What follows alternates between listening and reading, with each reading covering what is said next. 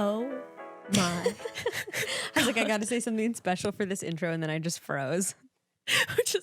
I wanted to start singing a song, and then I couldn't think of one. I know. What we have to have like a theme song Is for there this. no Bachelor intro song? Oh, on the wings of love, up and above the clouds. Wow, is that his intro? No, but that's gonna be our intro. I like you know? that. Okay. I like that. Don't know that one? Do you really not? Oh, we'll listen to it after. Okay. It's the perfect plain pilot Pete intro. Well, I'm ready to take flight into this episode because boy, oh boy. Boy, oh boy. Okay, so First of all, I want to say that I love the way they structured this episode because we didn't have any boring filler. this episode It was this meaty. episode shreds. It really did though. It was so the women too, with Colton's season, which Becca and I started this podcast with, it was very much like, oh Lord, minus maybe like Demi and one or two of the other women. It was like, this feels like it's going to be a really slow season. I have the opposite feeling with this season. Colton's season, however, was not slow at all. In No, my it wasn't. opinion. It wasn't. But it started off those first few episodes let's were like, not forget oh, the Lord. first episode that was the live premiere. That was Oh. the biggest snooze fest. That was painful. No, instead we got a jam-packed 3 hours. So it was so extreme that Becca and I were like, okay, here's the deal. Either this recap's going to be 3.5 hours, Or it'd be like, okay, you and I are going to be going, it's late. We're going to a certain extent. And then we're just, we're not giving you broads what you deserve. Yes. And it's kind of a half-ass thing, cramming it together. So what Becca and I decided is that we are going to do half of the episode today, and then, which this is coming out Tuesday, and we will drop part 2 on Wednesday. By the way, if you guys are watching this on YouTube, did you notice our beautiful gowns? I hope that you did. And for those of you podcast listeners, we are wearing our night one attire. Obviously. This one is, my boobs are kind of about to fall out, but that's okay. I mean, Pete would be fine with that, I'm That's sure. okay. A little sensual element. And also, just so that Pete knows, he will be, a father immediately if he chooses you because you are pregnant. yes, this is a package deal. Kind of like when people come on and they're twins. I'm exactly pregnant. You're the Oh my God, can you imagine? Oh, why hasn't that happened yet? Come on. Can you imagine how the response would be if they brought a I feel like pregnant if girl any on? bachelor would be okay with a pregnant woman, it would be Pete. Peter would be like, there's something so sensitive and like maternal about her. Peter is just like He so is- turned on by family that like I feel like if you came on pregnant, he would actually probably be super don't jump into ahead it. because I've got some comments about his weird ass comments. I love my grandma. You have no idea how much that means to me. In fact, I'm rock hard right now. Genuinely, I was watching him get turned on when the women would talk about their families. I was just disturbing. like, this is a lot. Like, I appreciate a man who cares so much about community within his family, but wowzers. Oh, so anyway, yes, as just said, just to say again real quick, because I changed the subject quickly. Second half of the episode's going to be dropped tomorrow. Yes. So look forward to that. We're just going to break it up. So normally we're going to be having moving forward, the typical Tuesday episode with the recap, and then the Thursday, probably not Bachelor related episode. But this week there was just so much. It was just way too much. So we're doing Tuesday, Wednesday. Yes. Back to back, baby. Yes. Cramming it all in. So Should we get into it? let's. Oh my God. Okay. So the first thing that has to be addressed is this intro clip. Oh, you mean all of the clips from the season? Exactly. And then it was kind of like how I think with Colton's, we saw the fence jump from the very first episode. So we got the tease. My favorite clip of the clip series, why can't I think of what it's called? Like the reel, was Pete's mom screaming, "Don't let her go! Don't let her go!" And in that moment, to bring her home to us. bring her home to us. It was visceral. And then we catch a glimpse of Peter's scar, his new scar on his face from the glass. It's so dramatic. It was. I just have to say, what was your favorite clip? I mean, that was 100% my favorite clip. Are you kidding me? Yes. I had to literally take the little DVR and flip it back. Like it was, I had to rewatch it. It was necessary. It was moment, everything clicked for me. I was like, oh, wait. Peter's mom is the ultimate Bachelor fan. She is one of those moms who believes that everything in it is real and that everyone's really on there to find love. Like that She is has Peter's to mom. be. There was also, yes, I'm going way forward, but later on in Madison's one-on-one date when we see that, Yes. I can't even go, but we see that they have their vow renewal. There was a moment between Peter's mom and Madison where Madison's like, this was the best first date of my life. And then his mom says, well, of course. And it was kind of this like, of course, this is the best first date of your and I life. have things to say about that being the best first date of someone's life. I have a lot to say about that. Madison, clearly you have not been around the block because that date sucked. I have pages worth, pages. It didn't suck, but It didn't suck, I but have it was quite a lot to say. It was a hefty first date. My God. Well, we're getting into that tomorrow. I know. It's Okay. tomorrow. But also, okay, so we start off by seeing Chris telling Pete that right before he's about to, it seems like he's about to propose, that they all found out something. What do you think it is? Because I have my guesses. Well, I hope that he's going to propose to Victoria. That's what I was going to say. There's no way. After watching his interactions with the other women, like there's no way that he's about to propose to Victoria. You think she makes it final two? I mean, I don't think so, but I'm trying to think like what else could it be? Maybe Hannah B comes back. So what was Chris's verbiage? Say it again. What did he say? He said something about the fact that they all just found out something and it was going to like change everything. My thing is, the reason my brain went to Victoria right away is I'm thinking that now the Bachelor, the producers are like wanting to really watch their ass Victoria after the Jed F, situation. by the way, I believe. Victoria F. Yeah. That's true. That would make a lot of sense. I'm thinking like they're probably now digging because, oh my God, the drama with Jed, that there may be. We can't let this happen again. We're going to look like fools. Yeah, we can't have another season end the way that Hannah Brown's did. This one has to be filled with love. Ooh, I can't wait. There's know. no way he was going to propose to her, though. I just don't see it. Maybe one of the final women has sex with his brother, and then they find out. Oh, that would be great. They're like, jet setting Jack? Of course. I like that. A twist. Also in that clip, we see Victoria F saying something like, she's waited this long to tell him she's a virgin? I think Hannah Ann's the virgin. You think Hannah Ann's the virgin? Who do you think is the virgin? I think that the other Victoria is Victoria the virgin. P? The one with the messed up family? Yes, because we keep hearing her say over and over again things like, no man has ever done this for me. And then there's a comment when she's puking later where she says, I've never puked in front of a boy before. And the way that she said it just made me think that maybe she hasn't. Like, I've never had any kind of intimate. Yes, I'm maybe. That's that I'm thinking maybe. Who was her. it? You called someone was a virgin in our Yes. cast list. Now I can't remember. Jeez. Now I can't remember. I have to go back and listen to it. That's the thing. I'm sure some broads will remember, and maybe you'll be right from the get go just by looking at the biopics. You could spot the virgin. Maybe. I don't know. So exciting. Did you? You know, I think you thought it was Madison. Actually, Okay. I could be wrong, but I think Okay. you thought that. I don't think I see that now. If it was Madison who I said, I'm not getting We'll that see. energy. We'll see. Needless to say, that intro, now I'm like on pins and needles because something big happens. Oh my God. To the point where he's like laying on the bed panicking beforehand. That always happens, though. There's always something. Remember, Becca's ex showed up on her season with Yeah. Ari. I'm thinking happened? also, maybe Hannah Brown comes back again right before he's about to propose.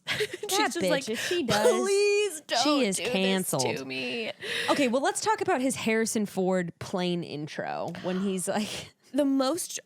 Nailed it, Harrison Ford. The most dramatic intro, the music, honestly though, in like a beautiful way. I was gonna say, I actually really liked it. It was well done. I was getting like teary.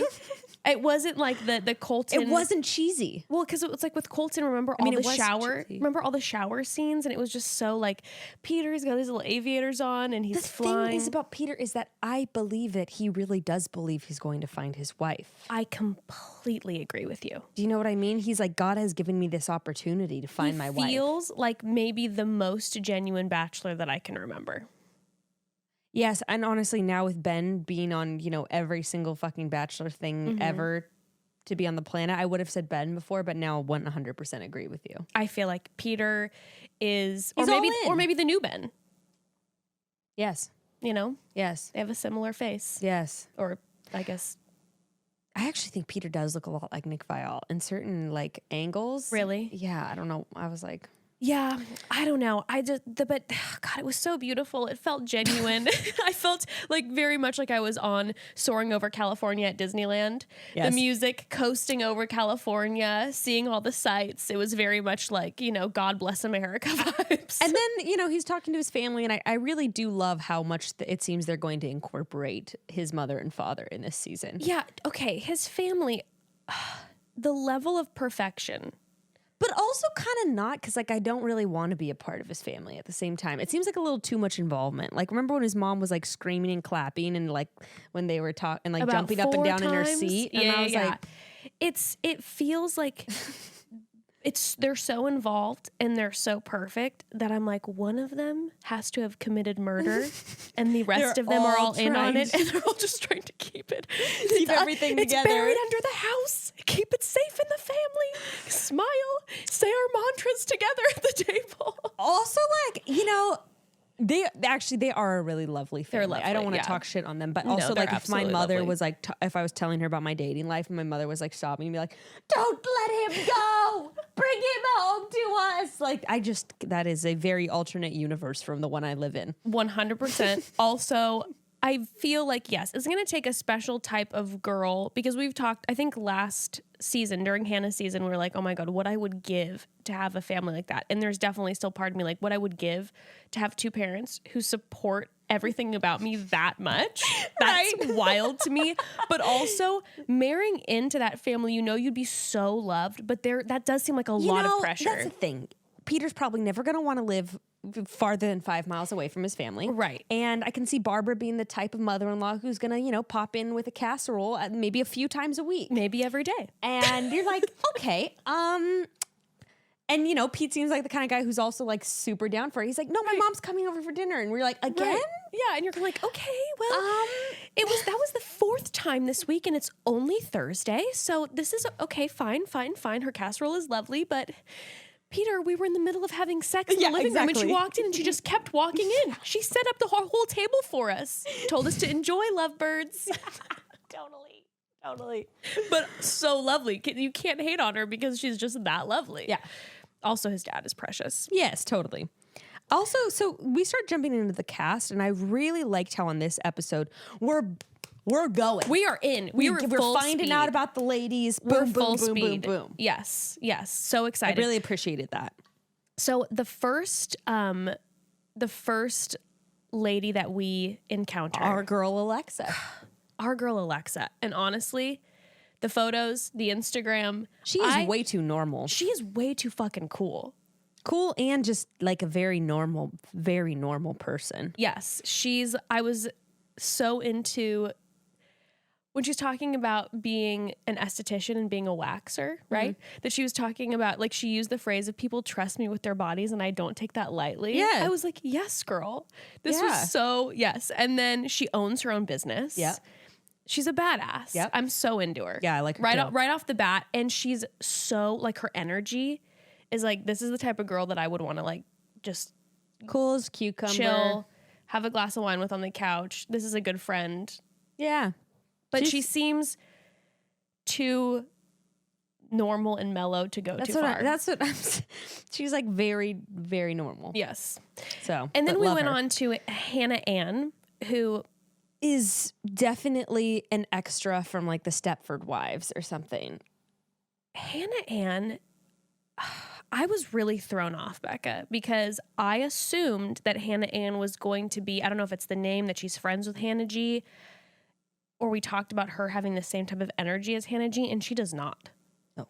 She's very intense. Her family was also very frightening to me. Like in the clips I saw, they seemed like they were straight out of like Leave It to Beaver or something. And I was like it felt, I mean, don't get me wrong. I love a family sitting down together, eating, saying grace, precious, sweet. It felt It seems like if we're uncomfortable going to talk me. about a family with a secret, this is a family with a secret, a very big secret. Gigantic secret. That like it's something is it like things are. I'm talking about a secret so big that it's not going to come out till people start dying. Yeah. That's how big. Hannah Ann seems to me like she would be on Pretty Little Liars.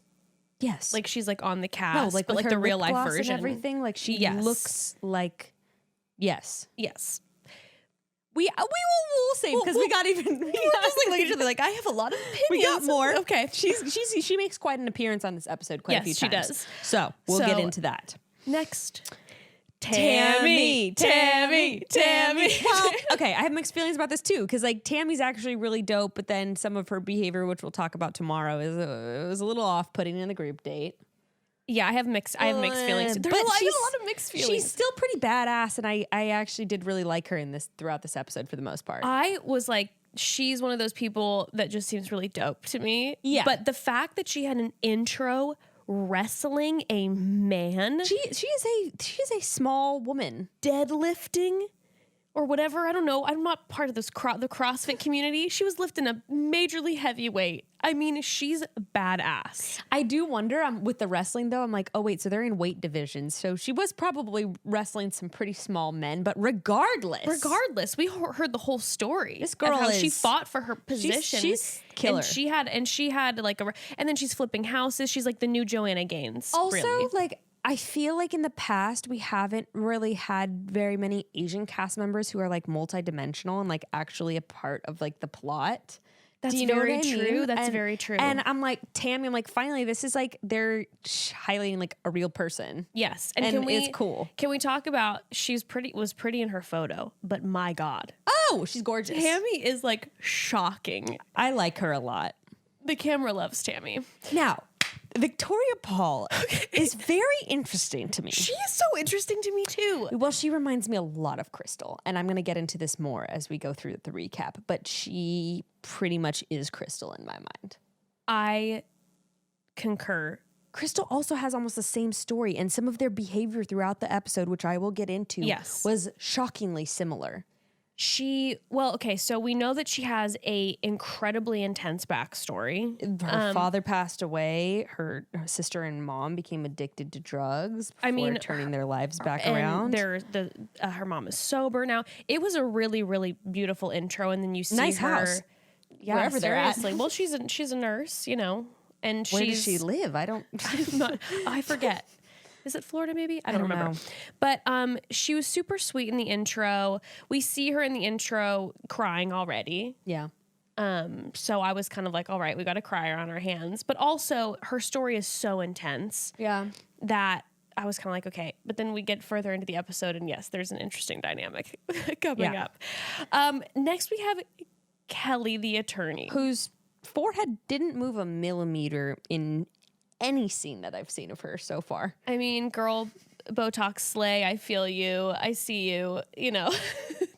I like a little bit of forehead movement. I do ask for a little bit of Just movement, a little bit of personally. expression. But She's interesting. she's an interesting character to me too, because here she is, this attorney. I'm thinking she seemed in her intro that she was going to be intense, like kind of an intense She is personality. intense. And she is, but she's also very like giggly with Peter and like very smiley and way more like low key than I imagined. I still think she's intense though. It'll come out. Well, I mean, even when like, I don't like.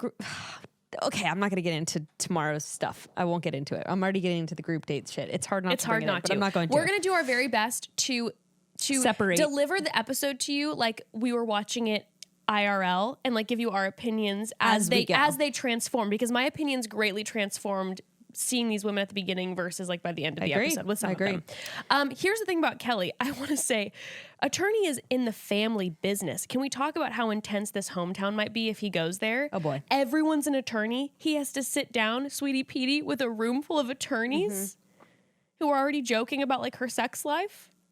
I know. Also, we find out that Kelly is the contestant who has met Peter beforehand. Oh yes, I don't know how I could forget that with the intro.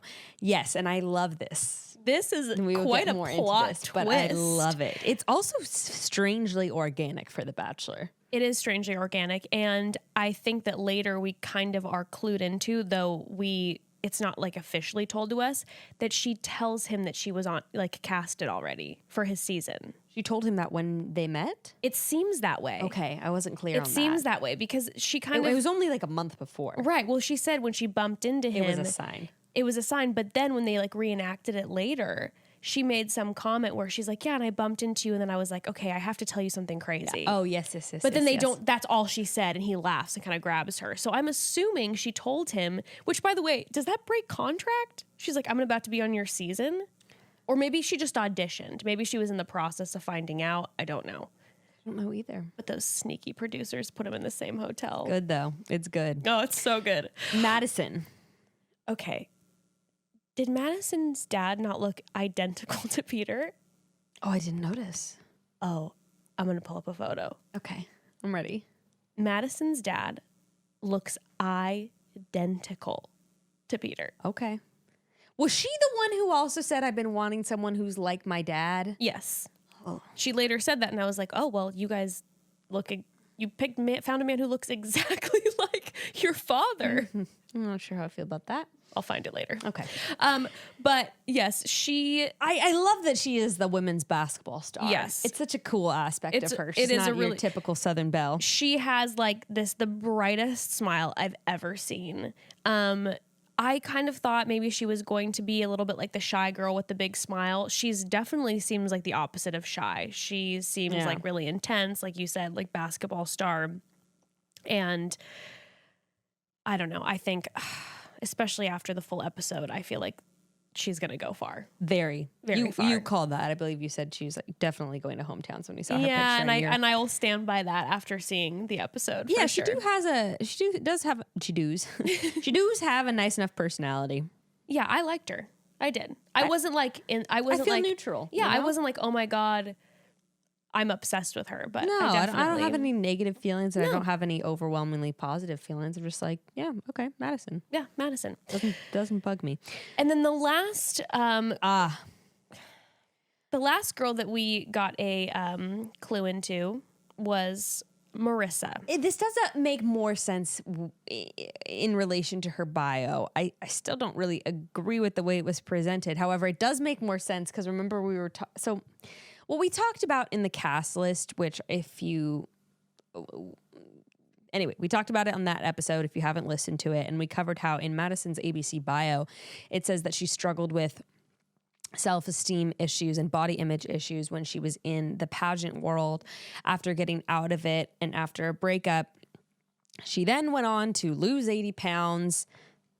And we were very confused about this for a number of reasons. One, why is it being brought up? But also, two, we were like, if it made this point of calling her an average-sized girl, whatever that means. They use the term average size in the bio. And then they went on to say she lost 80 pounds. And we were kind of very confused about the narrative of what her little story was. So now it makes more sense. It's like she gained weight. I don't like the way she was talking about it, though. You know, like I let go of myself. Yeah, and that's what I was gonna say. First of all, when they showed the photo of her, this precious teenager, and she then said that her body was like considered too big for beauty pageant standards and that people were like blowing her up in blogs after saying that she has a beautiful face, but like her body. I was fucking blood red mad. Yeah. Like I don't know. I was just like someone, I don't know. I heard, you know, Caroline Lunny from my season actually talked about that a lot too, because I think she experienced sort of a similar thing in the pageant world about being like too big. And these are very, this is just, especially seeing this is a teen pageant and those were the criticisms. And I'm going, if this is what we're teaching like our daughters by society standards is too big and pageant world is like this, these are the beauty standards for America. It's upsetting. It's pretty absurd because there's nothing wrong with being large, first of all, but these women even aren't even, they are small. Yes. They are small women. And so it's very disturbing. So this part was that was hard for me to watch because like you said, and we talked about this in the cast bios, I felt like, listen, this is obviously something that she is like, this was an accomplishment that for her and she's proud of it. And that's fine. And my thing is it's like, and then we saw her later, you know, kicking ass boxing and all that. And I'm like, listen, health and fitness and confidence is amazing. I was upset that they had health, fitness, and confidence being connected with losing weight on a show that is already not inclusive sizing. Yeah, 100%. It was hard for me to see. And also some of the other terms where she was like, now that I've gotten control of my life. And it was just these, and also like, I don't know. Anyway, we could get into all that, but like, and it was also then strange for me that they chose ABC. Sorry if you're listening and actually didn't watch this, but she does not get a rose. Yeah.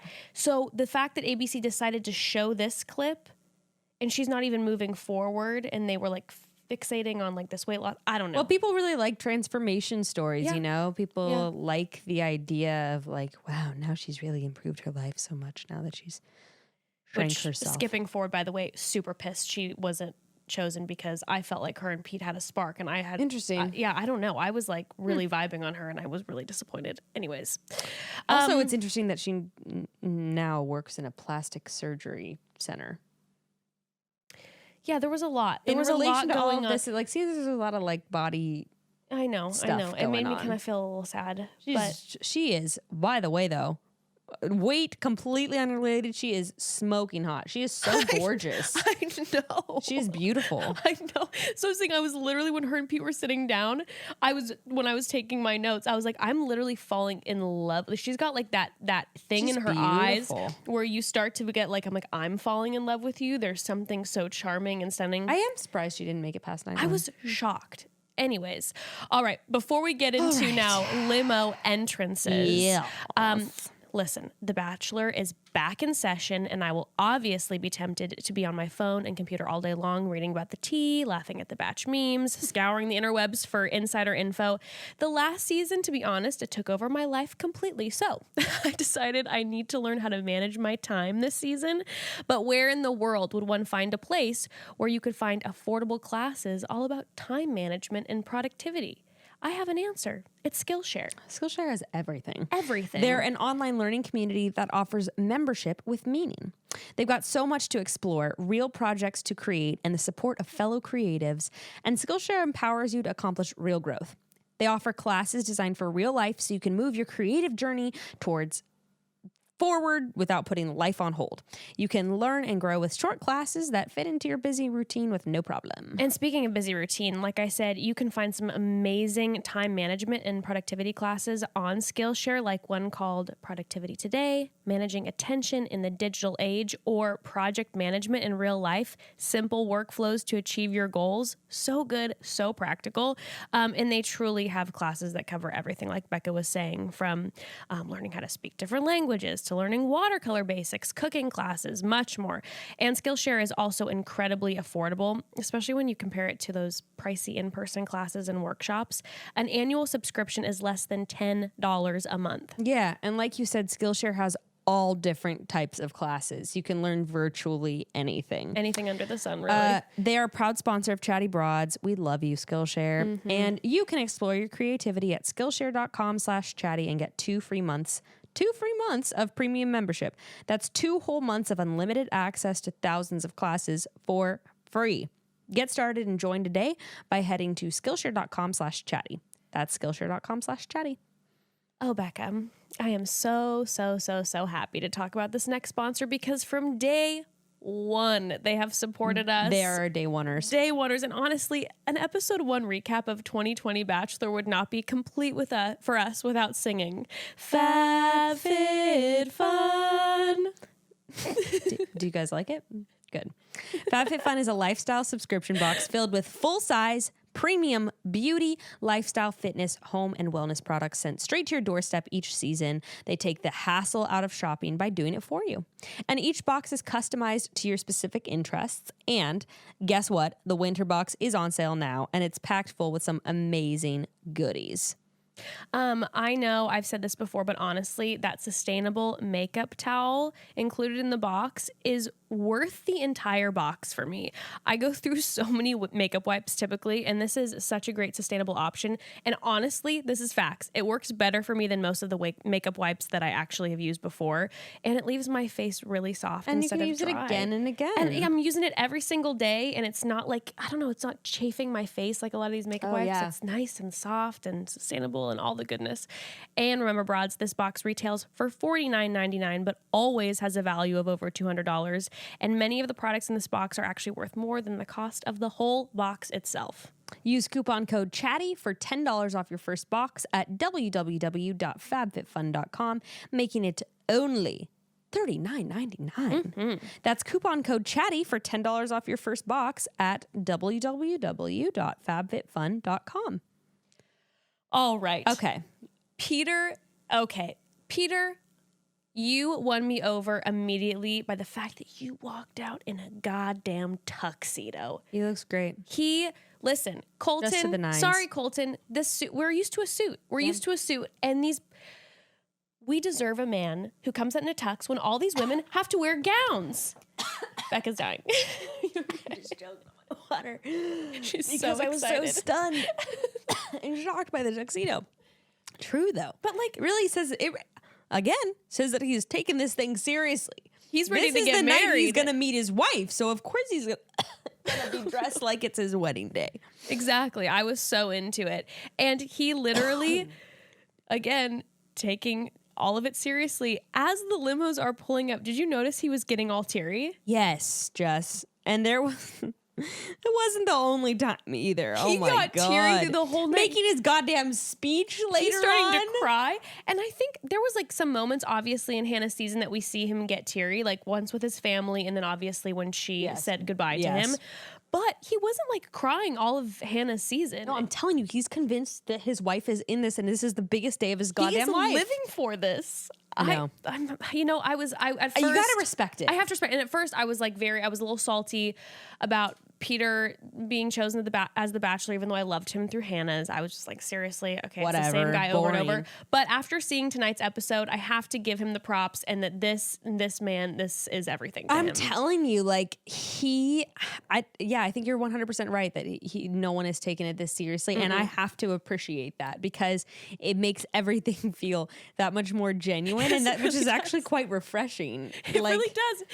I genuinely don't think Peter gives a shit about the Instagram followers. He's not very active on Instagram either. Yeah. Like he kind of just posts like videos of his family that aren't very like clear. They're kind of like there's smudges in front of his camera. He's kind of a normal guy who just wants to find the love of his life. I know. I kind of got caught up in the episode tonight. I felt like I was really watching someone meeting his future wife. Do you think he will marry one of these girls? Yes. You do? Yes. Okay, can you just say right now who you think it's going to be? I feel like this is so on the nose because she had the first one-on-one, but I do feel like Madison could be the one. Shit. Yeah. I don't know. What but about that one blonde girl? Can't think of what her name was. Are you talking about Sarah, who we don't see at all in the episode? You know what, though? I'll figure it out as I go through my notes. There's this one girl who's very pretty. And I believe they had a conversation on the steps. I could be wrong. I don't know. There's this blonde girl, and I thought, maybe it's... I'll probably remember as we go through. Okay. Well, anyway, so let's get into it. The limo entrances, which I have to say as a whole were fairly underwhelming. I felt like everyone seemed very normal. There was not a lot of people who did anything. Which I actually don't mind. You like what you like when it's I kind of like it being a little... No, I kind of like it being a little tame. I appreciated it too because it felt...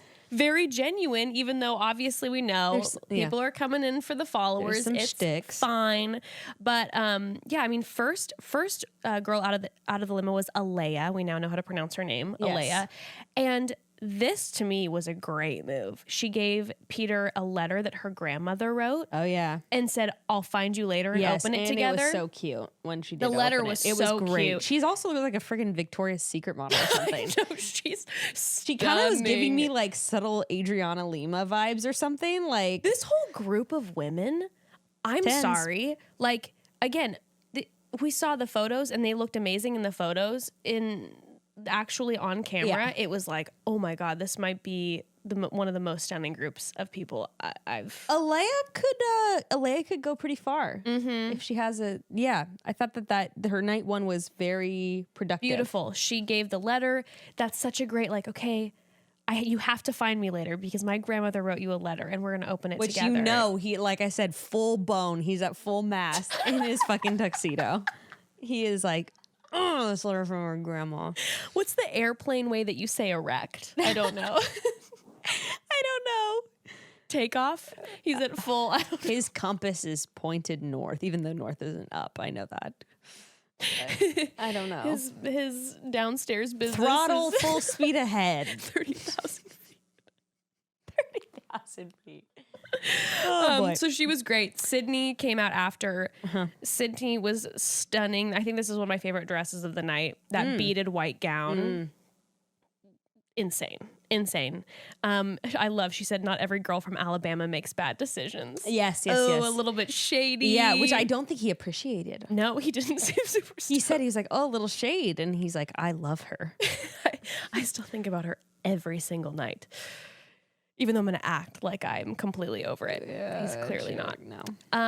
Hannah Ann comes next. We officially find out that she introduces herself with the Ann, and it continues on for the rest of the night. So for the rest of the season, we're going to be hearing Hannah Ann every single Hannah Ann time. acts like someone who always gets told she has beautiful eyes. Yeah, she's waiting for you to say it to her. 100%. She like does this whole thing I could not stop noticing where she kind of tilts her chin down and like looks up like she knows she is like this Bambi gift to mankind kind of thing. 100%. And immediately I was like, just stop. Like, you're so aware of how pretty you are and it's so off-putting. She's one of those people who walks up to you in a conversation and doesn't say hi because she's waiting for you to tell her how pretty she is. And she's literally just looking like this. She's blinking. Yeah. And kind of like turning her chin just so it hits her best angle whenever she's talking to someone. That the light opens hits her eyes a little bit too wide while she's waiting for her eye compliments. Exactly. And there's always like the way that the light hits her eyes, you're always kind of like, is that a little tear? Are you happy or sad? I can't quite nail it. What secrets is your family hiding? Tell me.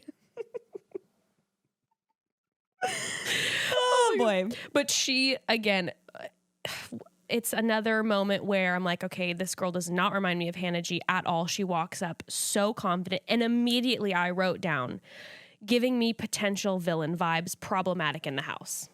100%.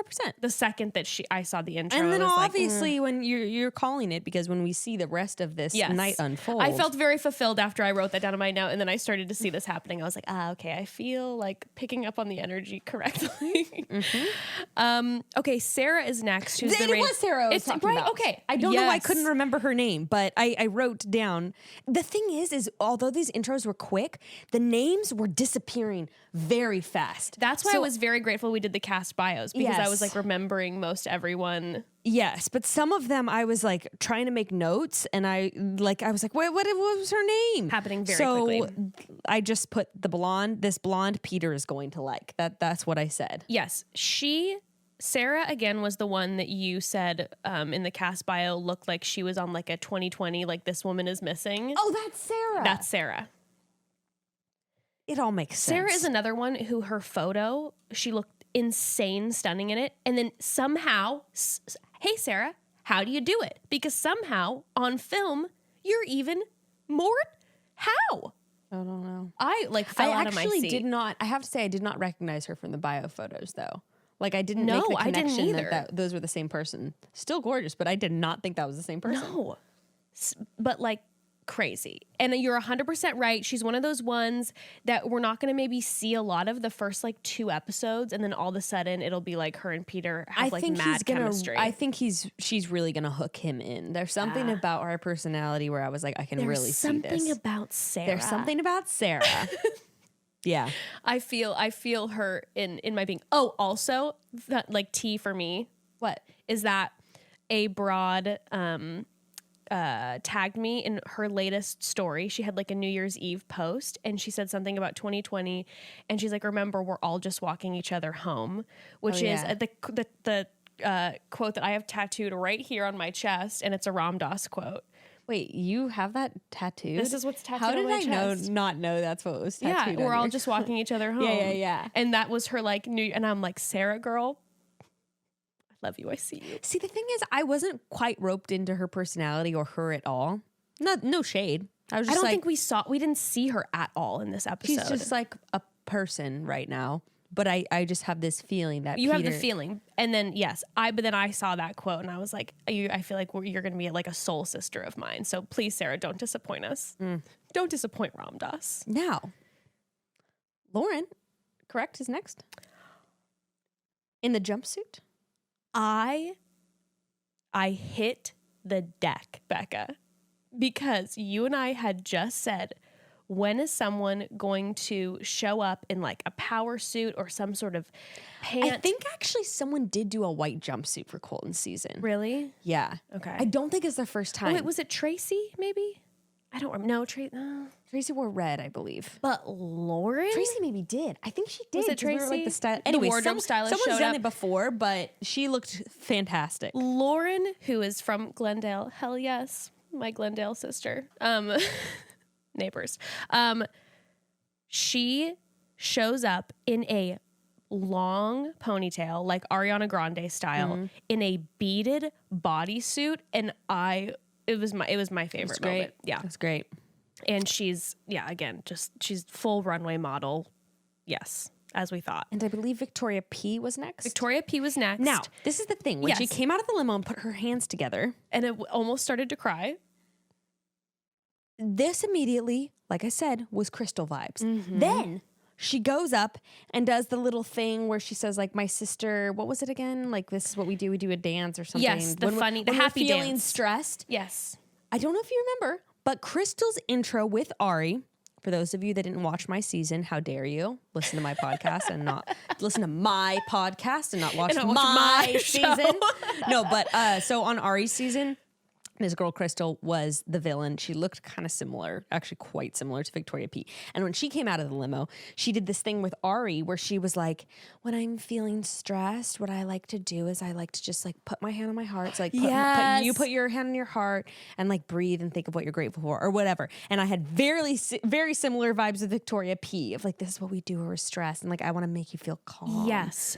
Oh my God. I did not think of Crystal at all. And now that you're saying that, that so makes sense. And Crystal's family, like I believe her dad had left when she was really young. Yeah, she and has a hard backstory. Her brother had a drug addiction problem and her mom had other issues and like very similar. Yes. So, Yes. anyway.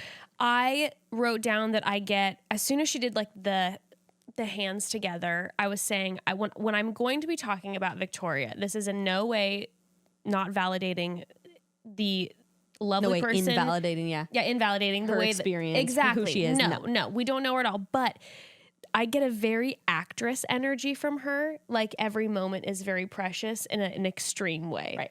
And then when we see her later in the episode, it's kind of like, okay, everything is very much like, this has never happened to me once before in my life. And it's very over the top. So Yeah, I also just have to say, like, there may be other people in the cast who have experienced pretty traumatic stuff with their family, and it is a certain kind of personality with, like, not a bad thing, actually, at all, but it's just, like, a different kind of personality where she is, like you said, every moment has the possibility to be a moment. Right. You know, like, we can make everything a thing. Victoria P is one of these ones, and we can get into it later, but throughout this 3-hour experience that we had, I went all over the map with her. I had one moment where I was like, I am not vibing on Victoria, and then the next moment I was like, I think I love her. Like, I was all over the map with her. I am not really sure it's really hard for me to separate her from Crystal. I can't. Yeah. I feel like now that you've said that, that's all I'm going to say. So we'll see how this all unfolds with her season, but I think that she really could be a wild card. I agree. She's one of those ones that all of a sudden could like take a villainous remember role. Crystal in her intro, she was like, I go and feed the homeless every morning. Yes. Like you're totally, and I hope to see my brother like out there somewhere because like you're totally right. We could have a full villain swap. Yeah. Oh, we Lord. will see. All right. Next, we have our favorite girl, McKenna. in this moment, now the little intro that we got, we saw like a very quick clip of her, but it was everything I assumed it was going to be. She's like surveying him and like, let me check out what's going on. And I was like, no. Please stop. We didn't get a lot from the intro, but definitely later in the episode. My God. Okay. And I'm just going to say that I feel like Becca and I feel validated. I feel validated as well. Okay. Marisa comes next. And this was another one actually that I really liked. I liked this intro. I liked the little pinky promise. And I liked that she right away said, let's promise to remain true to ourselves. And I'm like, yes, I love this. Yes. It was beautiful. Yes. Is this Eunice next? Next is Kelsey. God damn it. I just want to get to Eunice. Kelsey, the personal clothier. Oh, yes. So we got a DM from abroad. If you remember when we said on the cast recap, I said something like Kelsey looks like she has drinks with older men. And then I was like, oh my God, I think that you're probably completely correct. We received a DM from abroad, and we will remain anonymous. Thank you for sending this to us. You made Becca and my day. Who said that your guys' narration of Kelsey is spot on. She does like to have drinks with older men after work, aka my 50-year-old divorced father. Or stepfather. Or something. And she went on to tell more, and it's nothing scandalous. No, it's there's nothing scandalous. It's not like all. Kelsey's like breaking up homes or anything like that. No, he's divorced. He's more than welcome to be with whoever he wants. She didn't say she's not sleeping with him or anything that we know of. No, nothing like that, but it was just kind of funny. It was hilarious that that's specifically what Becca said, and then we had this message, and the way that the broad worded it was so funny. It was so good. Like so like cheeky and yeah. Anyways, I love our instincts. Our instincts were spot on. You nailed that one. Now, speaking of instincts. Jessica, when Eunice came out in the wings. And first thing she mentions, what? I'm a flight attendant. There you go. And you know what she proceeds to say about 5 more times in the next like minute and a half? I'm a flight attendant. Flight attendant. Flight attendant. Flight attendant. Oh, flight attendant. My God. And then, of course, she walks into the room. And like she says, everyone and their mother is a flight attendant. Well, right after. She's the first flight attendant to walk in, right? Oh, yes. And then we get 2 flight attendants, bang, bang, right in a row. Now, the irony of this entire thing is that she's the flight attendant who wins. Really? I was unclear of that. She did get a rose? I'm 99%. I was trying to... It was hard because we weren't seeing, and I was writing the names down. We weren't seeing all of them, and we didn't really see... I think because they squeezed so much into this 3 hours, we didn't really see the normal, like, every single girl crying after they got sent home. I'm 99% sure that Eunice is the one who made it, and I'm also, I believe... So either Eunice is the flight attendant that made it, or all the flight attendants went home. Well, yeah, spoiler... Well, no, never mind. We'll get to the end of the episode before we cover who went home. But that was hilarious. But Eunice, I also, just a side note, when they are then having conversations later in the evening and all the girls are hanging out, she's like, God, this feels like sorority rush. I know. Or this feels like rush week. Or she said something and I was just like, yes, God, yes, we did it. I have to just say in general, I love Eunice. I actually quite like her as well. I like her. She's just like funny and like she seems like she's just gonna be a good time. Quirky, yes. She's quirky. Yeah, I don't know. She's just fun. She seems fun. Everything, by the way, is a plain pun. Oh, everything. Peter being like, I'm just looking for my co-pilot. I'm like, shut up. Yeah, I mean, we all knew that was, of course, that was coming. It's better than the constant virgin talk, I will say. I prefer the windmills and the plain talk to the constant Colton virgin. Yes, I'm very happy. Even though God, the conversation about the 4 times that we're about to come up into started to get out of control. Next comes our girl Jade. Yes, who, she's absolutely stunning. Lower voice than I expected. She also looked quite different from her photo. She looked different. She also had like, she's the one who ended up kind of having the husky lower voice. I know. Yeah. Which Katrina will still have it forever in my heart. But I know. Whatever. God, I loved her.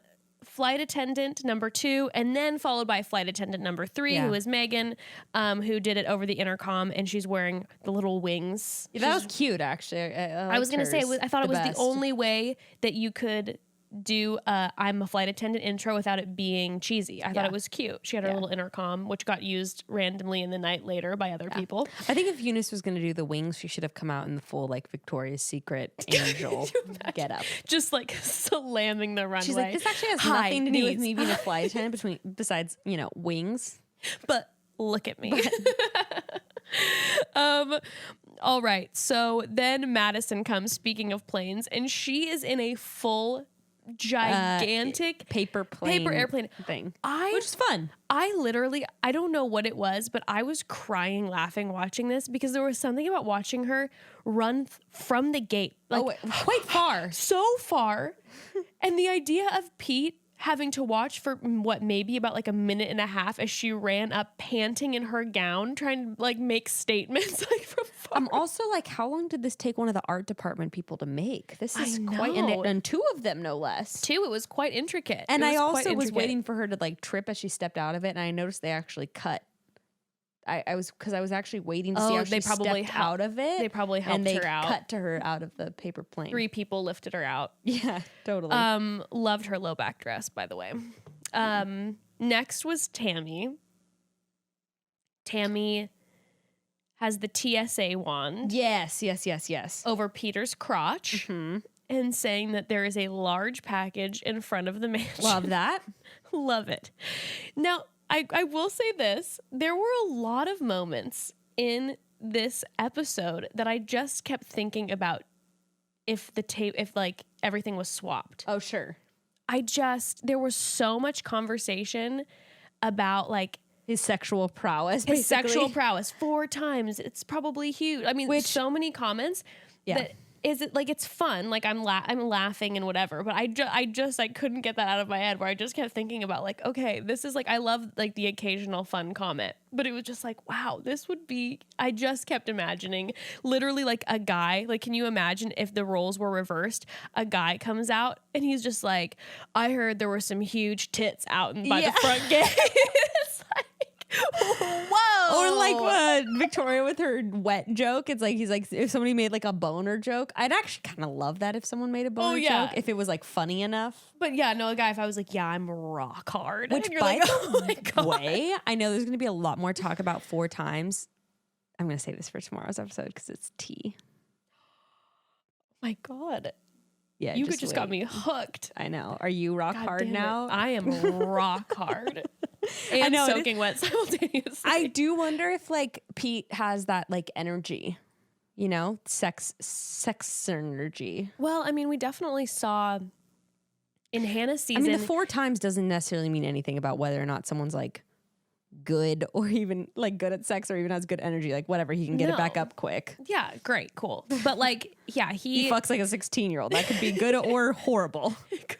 But I will say that during Hannah's season, I remember us commenting a lot about he surprised us with his like sensual energy. That's true, because they were like in the massage room or like in the sauna. I mean, sensual. Like it was always like, they were right. always making out. There was a lot of sexual energy between them, and he was also very much like one of those people that, because he is so like has that little baby face and is like so family oriented, that I remember not thinking he was going to be like that, and then he was very like Romeo. I mean, even just with like the condom in the car joke, like everything, it's like it's sort of Pete's sexuality has been quite the topic, which I love it. Yeah.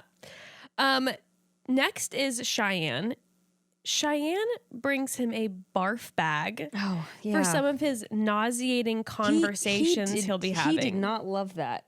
Well, I was kind of like... I didn't love it either, but... I didn't a barf bag talking about, hey, I know you're gonna have to deal with some of these nauseating conversations. I was like, this is kind of like low key, like the person at a party who it's like a great time, and then all of a sudden they bring up a story that's way too heavy in the middle of everyone laughing. Like, oh yeah, my grandfather died of blah blah blah. And you're like, oh gosh, and like it's true and it's real. Like, yes, he's gonna have nauseating conversations, but like maybe not the time to bring it up. Also, it's like sort of cocky at the same time too, where you're like, all these other girls are gonna suck. So like, good luck barfing through these conversations. Find me later. Like, interesting. Not my choice. No, definitely not. Next is Courtney, which this entrance killed me because Peter gets so excited with the idea of a woman like landing. What he said, taxiing. He's like, oh my God, if a woman taxis an airplane in here right now, I'm going to flip. Pete, how the fuck do you think they're going to do this right now? And listen, Peter is a wide-eyed man. He is ready. He believes in love. He believes in anything. He believes that they could taxi in a 747. I'm like, they could make it work, you know? I was thinking maybe somebody would like land through a helicopter or something. I was kind of maybe rope down, for like something I wish I could have done. Similar. Oh, speaking of stuff that I've done, we're gonna get there eventually. We are gonna get there, girl. Oh man.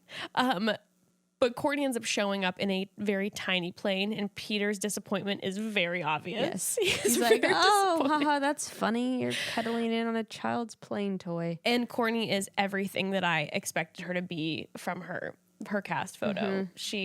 And you made mention of that she seemed like she would have a tiny mic on and be like an aerobics teacher, and that's 100%, or like a newscaster. Yeah, she's very awkward. Yeah, she is. I felt uncomfortable whenever she was talking on camera. Another one that I was surprised remained. Yeah. Very surprised. But that rack, though, it's undeniable. It really is. The first thing Gray said, he's like, wow, she was really... Well, especially in the group date later. That's all that I could... I was staring at it, and I was just like, I am so jealous. I'm not even sure they're fake. I don't know now either. You know? They're like... fantastic. Yeah, and I think they might be all real. Wow. Who knows? God bless. I have more to deduce. In the coming episodes. We are going to get to the bottom of this. If I have to DM her, I will. I know that's very personal and rude, but I'm very curious. If I have to DM her, I will. I will. All right. Next is my most favorite entrance. Oh, I died. I was also like, is this a contortionist? Like, what's happening? I'm laughing. I'm crying. I'm impressed. I am excited because in our cast bio episode, we were like, I bet Kiara's kind of going to be quirky. And it was the quirkiest entrance. And I was so excited. I really don't know how she fit in that suitcase. So a man rolled her up on like a luggage trolley. And when that thing was zipped up, I was convinced that Pete was going to walk up to it and she was going to be like behind him. I thought so too. Like they had some sort of rigged thing sneaky. To like dunk, dunk, dunk. Like, yes, me too. Because all of a sudden you're seeing the luggage going, hey, like yes, strapped inside. And it was zipped. And it was small. It was so small. And I'm looking at it going, did they like David Blaine this shit? I know. Are there levels? Is this like some Penn and Teller? The suitcase is connected? No, she was just folded up inside that. The flexibility, the ingenuity, the courage. Also the fact that, the fact that she did not look a mess when she emerged from that suitcase. First of all, there's no way in I would have makeup stains all over my dress, you know. First of all, I can't even get touch my toes, let alone fold into that situation in an evening gown, looking beautiful, emerging. I was so impressed. It's bold. It was so bold. It was so impressive. 10. That might be my favorite entrance as well. It was fantastic. Yeah, fantastic. 10 out of 10. And then followed by an entrance that felt familiar. Very familiar to me. Very, very familiar. Well, I already hate Lexi because throughout the night we see that throughout the episode we see she's hanging out with Victoria, so sus. And they're Victoria F. They're still friends now because I watched Victoria's story. Yeah. Bitch, first of all, she said her line was like, I heard you like to go fast. That car's not even that. It's an old ass car. That's not my 2013 Camry could go faster than that car. Agreed. First of all. Secondly, I drove up in practically the same goddamn car. Not only did you drive up in the same car, pretty much same color. Your dresses were eerily similar, except a different color. It was the same exact cut. Spaghetti straps. I think that's a cut down stretch, across. but I'll let you say think about this. Okay. Think about every dress that we saw. We saw jumpsuits. We saw strapless. She could have been wearing any type of dress. She could have been wearing any type of dress, and she had the same top cut with the crossover and the straps and the slit down to the floor, except it was blue instead of green. Mine wasn't down to the floor. Yours wasn't down to the floor? Mm-mm. Where did yours land? Knee length. Knee length? Oh, okay. You pulled a knee length. I did. Sure you did. I did. But similar. Yeah, but the car thing, I was like, I cross-referenced. I drove a red Mustang, and hers was like a red, I don't know, Corvette or something. I don't know cars. But still. I think hers was a Mustang. That was only 2 seasons ago. I know. That was only the season before and last. And there were girls leaning out the window going like, oh my God, what a great entrance. And I was like, yes, it is a great entrance. Why isn't someone saying that's exactly what Becca M did? That's what I wanted to know. Oh. I have no stands in the house? Okay. It's fine. I'm disappointed. Yeah, it was kind of weird. Yeah. Also, did none of the producers be like, oh yeah, Becca did that? Yeah, like literally 2 years ago. Yeah, so Lexi immediately. I'll let it go. Lexi comes out. Let's just nix the fact that she copied your entrance. She's very like kind of lethargic energy. It's just like, hey, what's going on? Like very, very, you know. Is there a heartbeat type of energy? Next is followed by Deandra. She definitely we were definitely off. I was definitely off in my assumptions of with her Lexi from her bio photo. Yeah. Yes, we were completely off with Lexi. Deandra comes in next in the windmill dress. And like we had talked about in the cast bio, we were saying Real Housewives potential. Yes, she was fully doing that for me.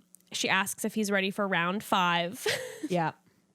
Oh my, now that you've said it earlier, there really were so many sexual jokes. Katrina's, Victoria's. Deandra says, are you ready for round 5? Next we see Peyton, who brings up the 4 times. Yeah. And then Jasmine, I believe in Vietnamese, asks about the 4 times. Yes. And then Kylie comes in right after, pulls out the pack of condoms. Yes. Oh no, it was like half of the entrances were sex based. You're 100% right. Yeah. I don't know how I didn't catch that. Boy, oh boy. But and then after all those, do we have Katrina? We have Katrina after that, which also kind of has sex based because. Oh my God, I love it. We said in our last episode, will Katrina... You said this, that she'll bring up her cat whenever She did possible. the entrance and she shows Peter and she says, you're going to fall in love with my hairless pussy cat. And then shows the photo, which by the way, even though I know that she had a hairless cat, it still kind of got me. I was like, where is she going with this? Because she actually said pussy. And I was like, where's she going? Hairless? Immediately I was like, oh, her cat. I was taken out and I fully forgot. And she goes, hairless pussy. And I'm like, whoa. Hold up there, Katrina. This is ABC. Katrina. Yeah. Well, she still has a raspy voice in my heart, a raspy Chicago accent. Yeah, she doesn't, which by the way... I'm going to get into this later, but I love her. I like her also. Love her. I like her also. Okay. Quickly. Victoria is next. And Victoria F. Yes. Homewrecker. She had the cringiest entrance by far. And then went on later to have the cringiest conversation. By far. Here's the thing about Victoria. Obviously, now we have seen that she has posted on her Instagram before the episode. In like case 2 days. You guys haven't seen this. Yeah, about 2 days before the episode, she went public again on her Instagram. She posted this long thing about how... Which she had actually posted back in November. Oh, but then she went private. Yeah, she was private. Okay. So she posted in November already. Yeah. Wow. Okay, that she's like, the rumors None of them are true. Bullshit. I'll explain it later. Blah, blah, blah, blah, blah. I'll explain later. It was a misunderstanding. It was an open just situation. Yeah, I don't know. Whatever she may be saying, she's now going to be defending herself, saying it's all false. So I wanted to say this. let's just put it aside. Let's put all the homewrecker just talk about her allegations aside, because regardless of the allegations, she's still my least favorite person on the show so far. She is a huge shitster, you can just tell, and a huge drama queen. The biggest drama queen. The energy, everything is just... It's bad vibes. I'm like, this is hard. It was hard for me to even listen to it. And also just being like, the girls are just like, she's like, they're just so pretty. And she's just bad vibes. It was like the worst of vibes. Yeah. And I feel like normally, even though here we are sitting judging a reality TV show, I feel like I typically have an open heart where I'm like, I like most people and all this. I immediately, again, allegations aside, my alarm bells are going, like ding, the sirens ding, are going ding, crazy. I agree. Just very I just see her being very bad in relationships in general. I'm not even talking about friendships or sleeping with people, just with like the guys and the way it was like she was already making like everything about herself in this really like bad way. Yes. Night one. Like basically it seemed what I'm calling is that she is someone that seems very good at using like manipulation tactics to like get attention and sort of like in gaslighty ways. I very much saw her like twisting the truth around to get whatever this weird attention. Yes, we have her night one crying in the corner, like kind of throwing a fit a little bit. Yeah, it was not good. And the way that her entrance, she says, I have a dry sense of humor. And then she can barely get it out afterwards. But that's about the only thing that is dry right now. But it also seems like really faked humility. Like she came up with the idea to say it, and now she's like, that's embarrassing. Like, you finish it. I can't say it. It was... like, really feigned. It feels so concocted. Yeah. And so, like she was trying to she was trying to play it out like she was really innocent. Yes. And like she just couldn't say it because it was just like too dirty. Yes, the finger in the mouth thing for sure. Like made it up. I wrote down, like, I said, I know her. This is the type of girl that makes a guy feel like he's the only one. Yeah. And there's that very much like you said, that feigning of kind of like, oh my God, like I can't even get it out. But come on. This is manipulative. This is calculated. And then he's like, it also like made him really uncomfortable. He was super not awkward. Because of what she was saying, but just the way she was like, I bet you can finish it kind of thing. The delivery was so awkward. And then also bad vibes is she's immediately pissed that there's another person there named Victoria. And she's like, I don't want to be Victoria F. Oh, I know. And I'm like, oh, Lord. You are a brat. You're a brat. Dude. And like not in the cute like diva way, like in like you suck. No, it was all bad vibes. All bad vibes from the second that she came out. I feel like she has maybe mommy issues, not daddy issues. I can actually feel like her dad might be like sort of wealthy and she'll just be like, Dad, like classic, you know, like just like, oh my God, Dad, no, like, and might like hit her family members and stuff like that. You know what I mean? Like she might be like kind of physically abusive. Like, I don't know what it is, man. It's intense. We'll see. We'll see what happens. But my God, this is you can tell she's gonna bring on some good TV. Mm-hmm. Well. Good TV. Well, this is all the tea and all this drama. Honestly, it's making me hungry. Talking about Victoria's making me hungry because I'm stressed already. So can we take a moment to talk about HelloFresh? HelloFresh is America's #1 meal kit, and it makes cooking at home so fun and easy and affordable. If you're like me at all, cooking meals can be intimidating because, hey, not a natural in the kitchen over here, but HelloFresh has made it simple and delicious.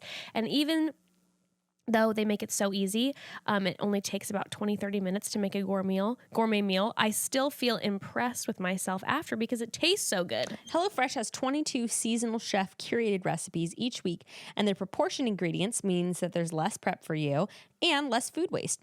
The packaging they use to ship your food in is almost entirely made from recyclable or already recycled materials. And HelloFresh's carbon footprint is 25% lower than store-bought grocery-made meals. And the food is so delicious. I use the family-friendly option because it's absolutely enough food for all three of us. I made this garlic herb tortellini for the fam a few nights ago, and it was so good. Even my picky little eater ate it, and I mean Ember, not Evan.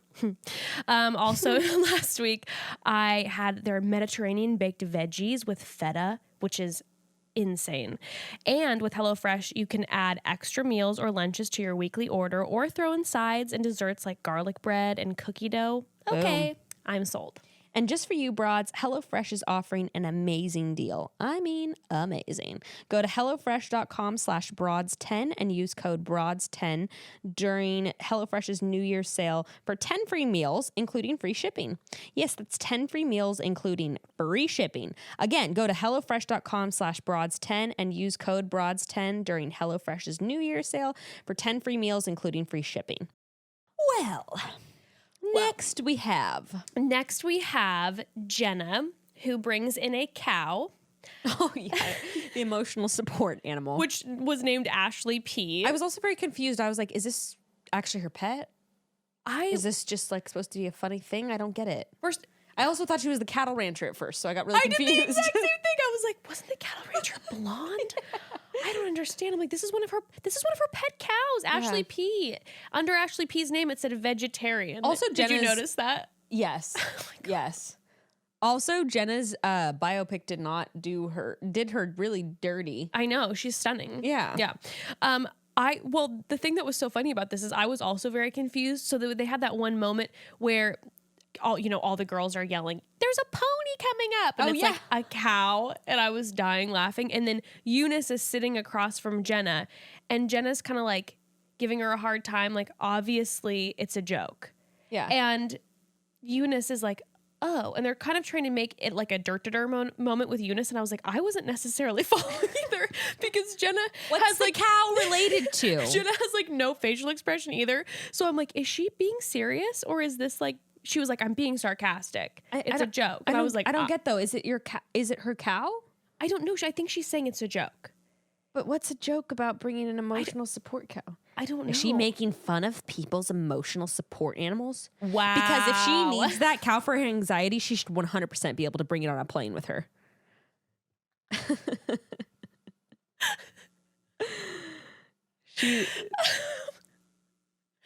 Oh my God, just the mental picture. Into class at school. First class Dude, some flights. of these people's emotional support animals that they bring to school are the scariest fucking dogs I've ever seen in my goddamn life. Really? I just have to say that Really? Like they don't require a dog to be trained, like if it's the emotional support animal at school, like at college. And twice I've had dogs that have tried to bite me in class. I'm like, oh, hi there. I don't even reach out to touch them because, I'm like, animal at work, and the dog's like, and I'm like, oh my God. I'm going to say this very quickly, and I might get like majorly like hated on for this, but I just have to say it. I think I love emotional support animals, and I've had numerous friends who have seen their lives literally change because of emotional support animals, which is why it does get me very upset when you see people taking advantage of, some of my friends have done this where they are able to go get a quick little note so they can bring their dog onto the plane with them. And it's not actually like an emotional support animal, like people I know who have the seizures or like major anxiety, like all these things, people with autism, all this stuff that I'm like, oh my God. Well, those people usually have trained animals, like people with autism and stuff. And I'm seizures just saying, have, this is my PSA of like, hey, you know what? Like, if you just want to bring your dog on the plane and you don't really need it as an emotional support animal, like, don't be shitty, because there are a lot of people who like really, really, really need that. So like, let's not get it to a point where we cut it off for them and people stop being allowed to do that. If you because can like it's have getting a out of glass of control. wine and chill out instead of having to bring your dog onto the. Yeah, I don't know. I'm gonna get shit on for this, but I'm just saying, like, no, I know what you're saying. It's one of those things maybe that people it's should so really helpful for so many people. Maybe people should really evaluate whether or not they're being honest about their. Yeah. It's just one of those things. I like how we got this from her entrance. Coming to this whole conversation. We got some important shit to talk about, people. You know what I mean? All right, yeah. So then next is Savannah, who blindfolds Peter. Oh my God. Savannah, the real estate agent. Savannah coming in hot. I respected it. I did. Turtle Princess has the moves, and she made him take his hands and feel all over her, and then she gets in the first me kiss. and Grayson were like, what is happening? She's like, you can feel, I love being, she basically was like, I love being blindfolded because my senses are just heightened. She's like whispering in his ear. I was like, oh my God, this is really. It was getting really steamy, and I thought she was going to make it a joke at some point, and she just went full board, and he seemed to enjoy it. I'm normally not one to be like, oh, my parents will watch this, but you know, I was like, oh my. I'm like, Savannah, your turtles are at home watching this. Oh, clutching my pearls, my God. But yeah, she got that first kiss, baby. And one of many to come for the night. Yes, exactly. Next is Kelly. Kelly. Our attorney who already knows Peter. Now, he was stoked. He was psyched when she walked out. Which is kind of cool. Like, it sort of made me happy in this way because it wasn't like, remember when Liz came on Nick's season? Yes. That was a bit more awkward, but it was Pete a little was uncomfortable. I was looking forward to seeing her. I hope she'd be there. And it kind of got me got me hyped. He was hoping. I also kind of had that moment of, I wonder if this makes him feel a little safer tonight. Yes. There's someone that he recognizes that he can already knows he likes. Be a touchstone for a little bit with him. I kind of like how Hannah maybe had that with the first 5 guys she met, AKA Luke. Yes. Where it was like, oh, I texted him a little bit, like I know someone, so I feel safe with that person. Yeah. And that's then when we find out that they already have like a dance together. I know. So I'm thinking like, how far did this go? I'm wondering if they slept together already. Oh, because we do see that clip when he said like, I have already been intimate with some of the women or something. Now, I think Peter's fucking someone week 4. You know, 100%, 100%. Maybe week 2. I don't know. We'll see. Maybe that's why they're squishing the episodes 2 in 1 today. They're like, we got a lot to cover, guys. But for real though, they didn't. I noticed they didn't kiss until far into their. Isn't their first? I know. I'm wondering, they have a dance together. We're not getting a lot of information. No, it's especially like you out. said, when it was sort of like, she said, I have a big secret to tell you. Yes. So I think they got it on for sure. They got it on. And then they made up a dance. Yeah, a dance. Like, I mean, how? But even if they didn't sleep together, it's like, how much time were they spending together? They said that they bumped into each other in a hallway, a lobby. He's at his like class reunion. She's at a wedding. If you bump into each other in a hallway, you don't learn a dance together. So either maybe, but he also like, how do you even start a wedding. conversation? Like, no, I think they both were leaving both those events, or no, were both those events there? They were both happening there, I believe. Maybe not, but. Point is, regardless. Also, how do you get to a dance? Did she also then say like, "Oh my God, you're Peter from The Bachelor"? Well, she like, said, how did the conversation start? She said that's when you see them later in the hallway. She said something like, and then that's when I grabbed you and said, "Hey, I know this is weird, but I have to tell you something. I have to stop you and tell you something." So she must have then said, "Yeah, I auditioned, or I'm going to be on whatever it is." But then they have a dance together. So either she like brought him back into the wedding with her, or maybe they went out afterward. Like something happened, guys. Okay, something happened. Don't know, but it's juicy. So and Kelly comes in and tells all the girls immediately, which was a surprising move to me. It was quite a move, and we will get to this in tomorrow's episode talking about the group date. Yeah. But it was she made a choice, which I love it. It's bold. I appreciated the honesty right away, but also like it's gonna fuck with everyone's head, and it's great. Oh, 100%. You know. Also, though, it is one of those things. It's also better than keeping it a secret. That's what I'm saying. Yeah. I appreciated the honesty. It was kind of like, hey, I'm here.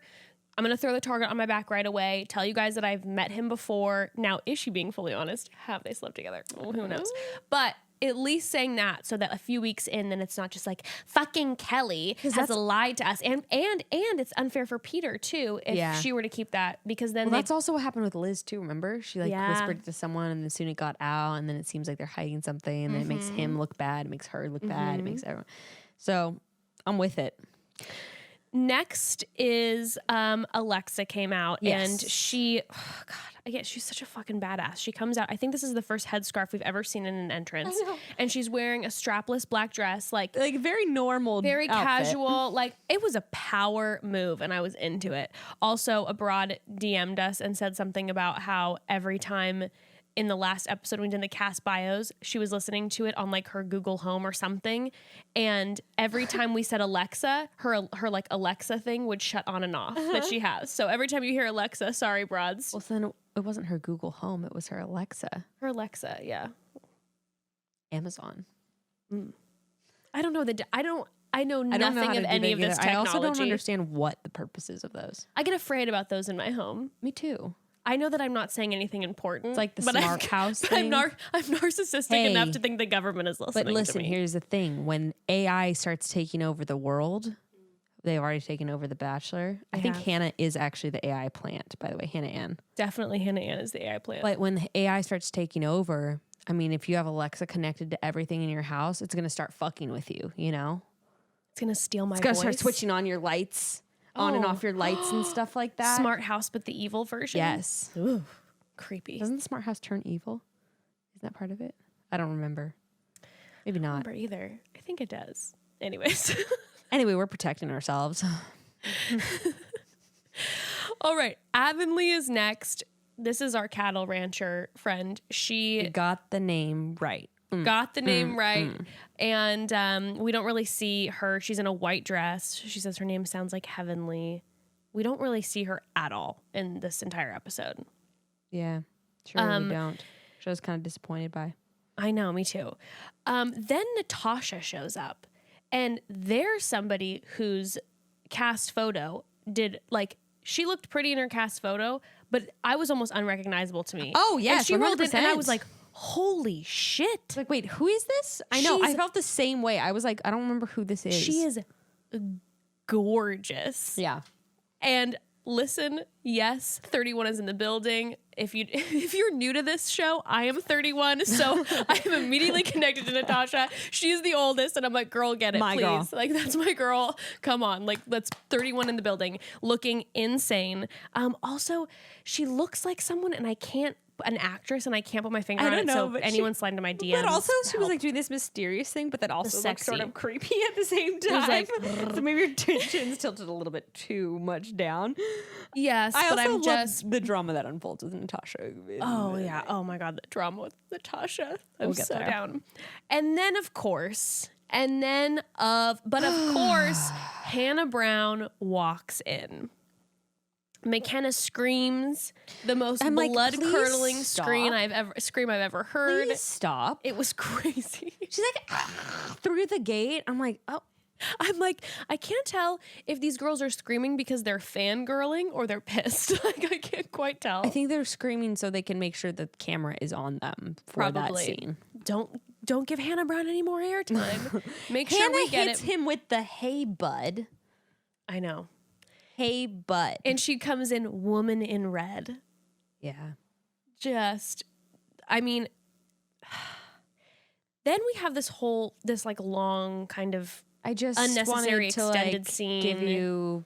Tell you good luck. She gives him his wings back because that was his entrance. He gave her the wings and said, I want someone to be my co-pilot. And then I have this moment where she is like leaning into him and is like, you're going to be great. And I got teary and I'm like, it felt to me in that moment very friendshipy. And it seemed very sweet to me. Like, okay, Hannah Brown is bringing, like, you know, of course, to bring the drama, she's going to show up, but she's bringing the wings, Obviously produced, telling him good luck. He's getting emotional. I thought it was a sweet friend moment. Then later on happens, and I was like, well, this just took a whole different turn that I was not expecting. Obviously they have to do like the little bait and switch of like Hannah's showing up kind of thing, get the girls all riled up, you know. But yeah, then it unfolds further. When I saw this and then she left, I at first then was really confused because I was like, okay, what about all those clips that we saw where they're like majorly flirting together? Going on. Right. And so I was like, wait, what happened? Oh, Lord. Then Peter comes in, basically sobs during his speech. Fully sobs. What an emotional BB. Just my heart was full. And I think we can roll through some of these. Some of the conversations were like cute, fairly unremarkable. Yeah. Which one did we start with? Was it Alea? Alea was first. Grandma's letter, so cute. First of all, I vote Grandma Alea as like next Bachelorette because the way that she started the letter, Dear Bachelor, comma. Shady. Love it. Loved it. It was a cute letter. You know what I love the most about their interaction is when she did give him the letter, I was thinking, oh God, are we going to open this thing that like clearly Alea wrote, not her grandmother, where it's just like, she's unbelievable, like weaving this. Yeah. It was a short note. It was kind of funny and kind of salty and sweet at the same time. I could see Alea taking it all the way. Yeah.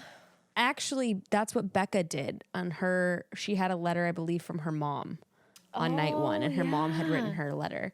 And it was very poignant because it also happened to be something like 8 years to the day that her father had passed away on the same first night.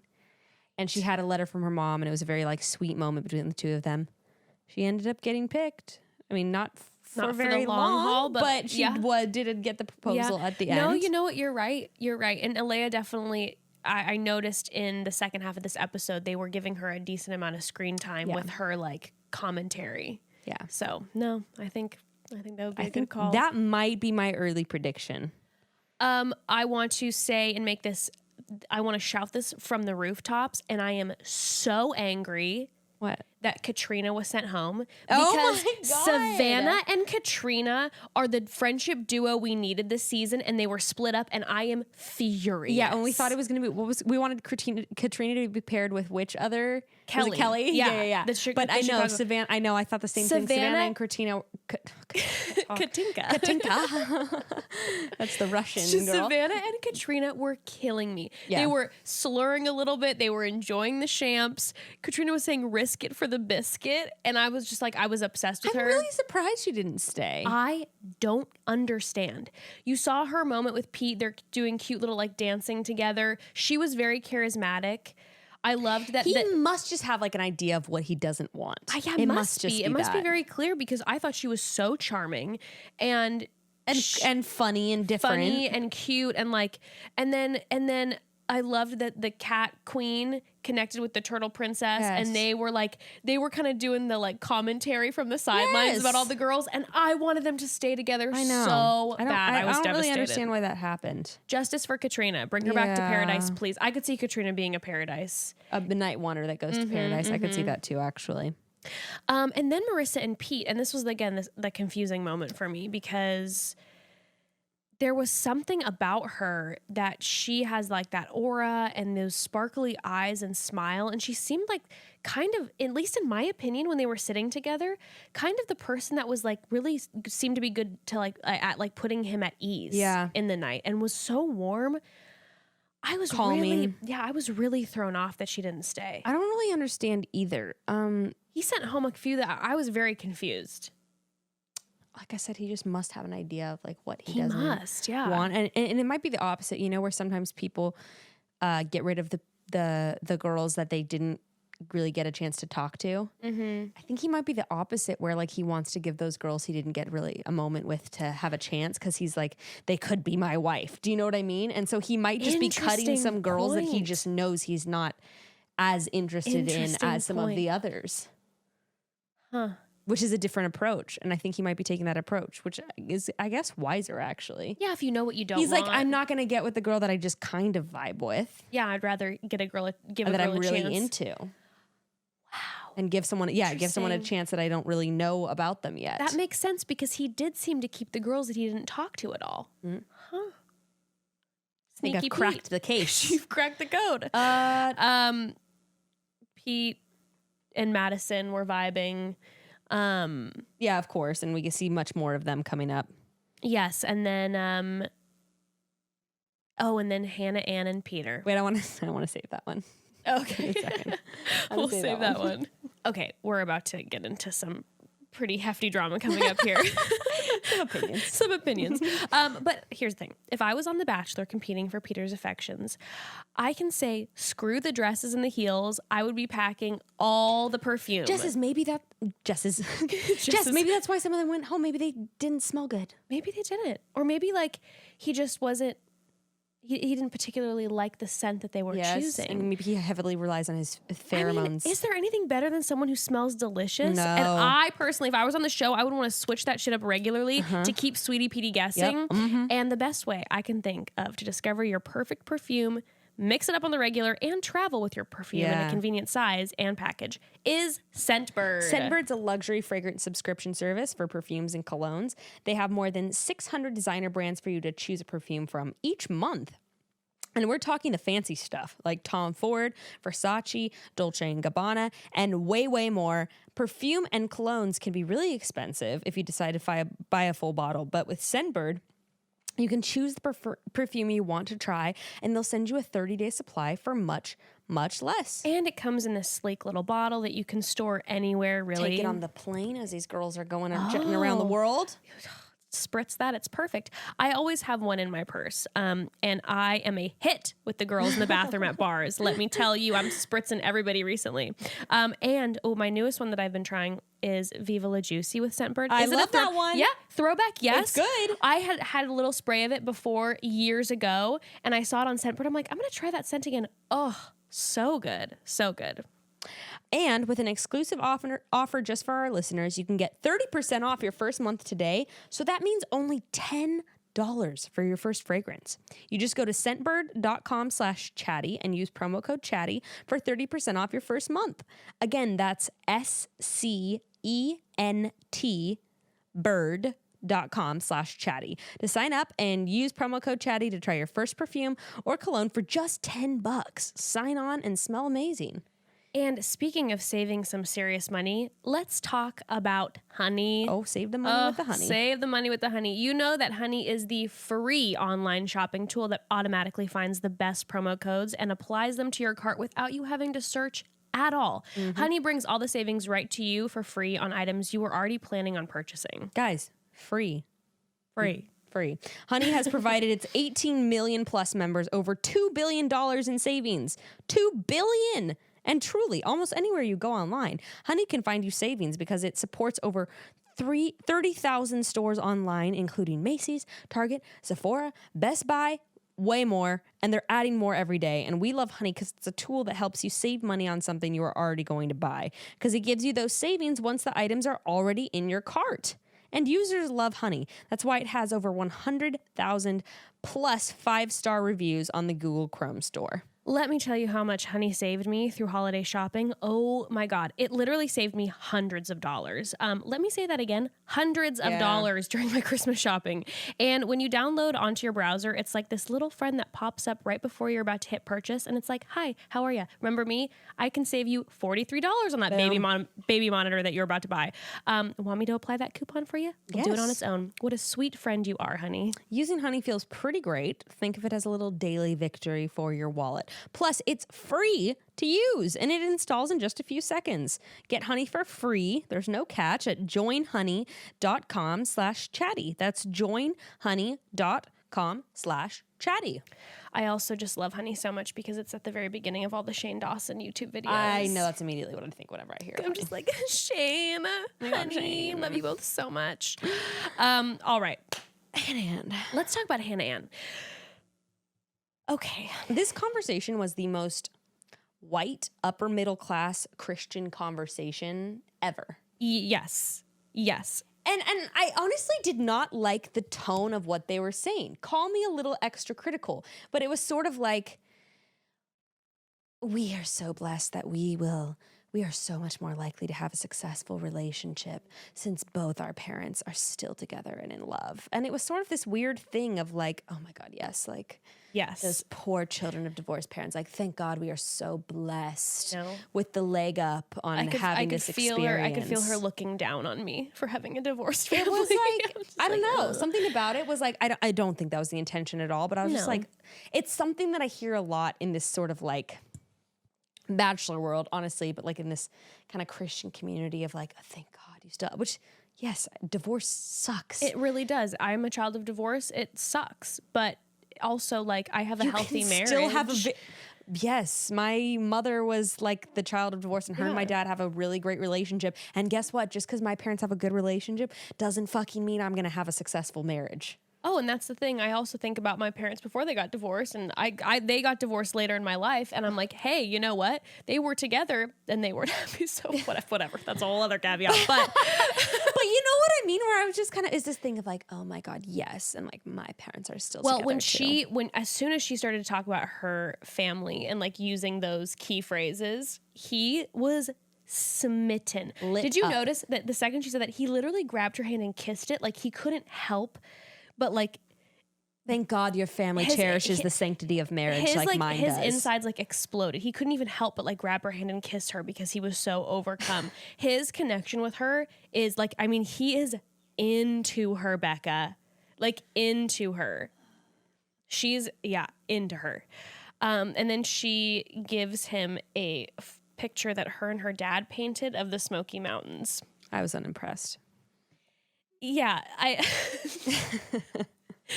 I'm sure as an artist yourself, I mean, let me say this. Let me say this, Hannah Ann. Mine would be if I ever painted something for someone, it would be complete shit. But I would hand it to Pete, and I'd be like, I know this isn't great, but it's the thought that counts, right? That comment wasn't made. I bet she has like a Proverbs 31 themed journal. Oh, for sure. Yeah. There's just, you know what? I think you and I are also triggered by certain people too, because there's she and her family, I instantly got vibes that like they feel very contrived. Mm-hmm. That was the thing. And like some of these girls that we've seen on The Bachelor, like I'm not hating on the girls with the Proverb 31 journal and like who are obsessed with Jesus calling and obsessed with their parents' marriage.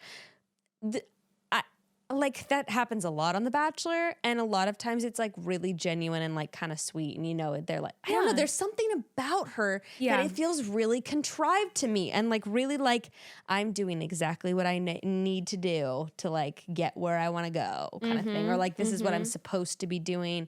I don't know, there's something I just really can't wrap my brain around that I'm just not into, that really ticks me off. Yeah, no, I really gets my goat. It really gets well, then he calls her his lucky charm, which I didn't know where that came from in the conversation. I was like, am I missing something? Like, why is she his lucky charm? I don't know. The whole thing was very strange to me. Well, you know why I say all this? Because of how the interactions go on later. Yes, that's why. Yes, if it would have out of nowhere, if it would have just died there, it kind of would have been like one of those things for me where I've been like, I don't know. There's something about Hannah Ann that I can't put my finger on. And then after this, I was like, okay, well, now it all makes sense after what's about to happen. Well, Peter, I have to say, is the new kissing bandit. He is the new kissing bandit. He kissed a lot of ladies. He did. He did, and they all seemed to very much enjoy it. I just I haven't seen this in the past few seasons. There's usually like maybe a couple kisses on night one. That was there was not a lot. The case. I mean, Tammy had him fully cuffed and they're kissing and he's like, you need to uncuff me. Oh my God. Okay, so can we talk about Natasha and Peter's interaction? Yeah. So Natasha is seeing all these girls smooching him. Yeah. And so she wants to be mysterious. And so she's sitting down, and I feel like we're seeing them sit down and they're having, and you can hear it because you're hearing like little blips of it. What seems to actually be like a pretty intimate, like intense conversation. It's like going well. Yeah, I didn't quite catch what they were talking about. No, me either. But it definitely. I wasn't sure where you were going with that at first. No, I was saying it was flowing. It wasn't like they were like having this awkward, like, so what do you do? Like they were having a conversation. Yes, they were talking, and then McKenna comes in throwing paper airplanes, which was like immediately kind of obnoxious. Obviously, like produced, but it's just like. That's not a good look. But again, also, like, it's produced, but, like, no one's forcing you. If the right? Girl, I had this exact experience. Trust me. There was a girl that was having a conversation with him, and the producers were really like, oh, my God, no, look, you can tell he's miserable. Go interrupt. And I was like, no. You could say no, but also... No, and I just kept saying no, and they can't force you. McKenna could have gone into the situation and been like, let's just say the producer said that to her. She could have gone in and been like, hey guys, I'm sorry to interrupt, but can I steal him? She started throwing paper airplanes. Like, why would you do that? That's the thing. It's like, that's just instantly what is obnoxious. happening? Like, it's disrespectful too. Like, It's also I'm just sorry. annoying. Like, if I was the Bachelor and someone started like throwing paper planes at us in the middle of a conversation I'm having with someone, I'd be like, oh, I'd be tweaked. And then she comes up to me, hey girl. Oh my God. Hey girl, do you mind if I grab him for a few minutes or whatever? And Natasha's like, are you asking me? Because you're asking me, the answer is no. Yeah, can I grab him? And she goes, no. I was just like, yes. Yes. And then even Peter, though, is like, let's give us a couple more minutes. Give us a couple minutes. And she walks away for maybe a minute. At least it seems that way. But even let's just say it would have been 10. You come back up and you say, hey, it's been a while. Can I grab you? She started throwing paper airplanes again. Why? It was one of those things where it's like, this is the vibe. This is a girl who gets a lot of attention back at home, and probably everyone in her family thinks she's really funny. And so she's like, this is going to be hilarious. And like, everyone's awkward. That's what it felt like to me. Well, Natasha kind of fucked up because I don't think she should have fed into it and thrown the big ass paper plane. Like, be the bigger person. Just walk away. Well, it was one of those things where I would have been okay if Natasha would have come in. Was that my season or like Ari's season or Colton's season when the girl was banging on the pans? That was Colton's season. Yeah. Remember that with the air horn, and it was the same kind of thing. Onyeka was always banging or with the air horn, and then I think it was Sydney then that came back. No, not Sydney. Yes, I think so. Someone came back with the pan, but anytime that it's loud and like I don't know. I feel like with Natasha, I would have thought it was hilarious if Natasha would have walked in mid-conversation and put the paper airplane on the ground and be like, you know, karma's a bitch, or like kind of and like said it like in a joking way, and then walked away. Yeah. But when it started to kind of get like escalating, it was escalating, and it was the kind of like getting like, I don't know, that bummed me out because I was like, no, don't feed in. Mm-hmm. Now, would have been guilty of that myself. I would have done exactly what Natasha did. You put me in that situation and I would have gotten so catty. I would have just been like, no, fuck that. I would have walked in. Someone throwing paper airplanes at me, I would have been furious. And I would have come in and just been like, yeah. I just would have gone and talked shit in the interview. I would have probably done something. Now, I mean, I love it. Talk to me a few years ago and I wouldn't have. But now at my age, I'm kind of like, yo, I don't have time to do this right now. I'm feeling like, listen, I got on this show. I want to have a moment, and you are throwing paper airplanes at me. Like, stop. I would have gone off too. Oh, yeah. I'm like, no. Who said one of my favorite stories is my grandparents? I have that quote written down, but I'm not sure who it belongs to. That would be McKenna. I'm like, one of your favorite stories, girl. Shut the fuck up. I don't know why I hate when people bring that. I don't know why it bugs me. You're just like, one of the best love stories of all time. And I'm like, what? The Notebook has got nothing on your grandparents, apparently. I just had the Peter and McKenna interaction. It felt like I saw the grandparent story coming from a mile away. But then when Natasha came in and they were starting to go back and forth, McKenna handled it like a pro. And I was like, ugh, because when Natasha kind of started coming at her for a second and then walked away, McKenna did not even let it rattle her for a second. She didn't even go like look at Peter and go, wow, that was intense. Yeah. She literally just said anyways and kept talking. And then they started to make out and she handled it like a pro. And honestly, I was bummed. I was like, damn it. Damn.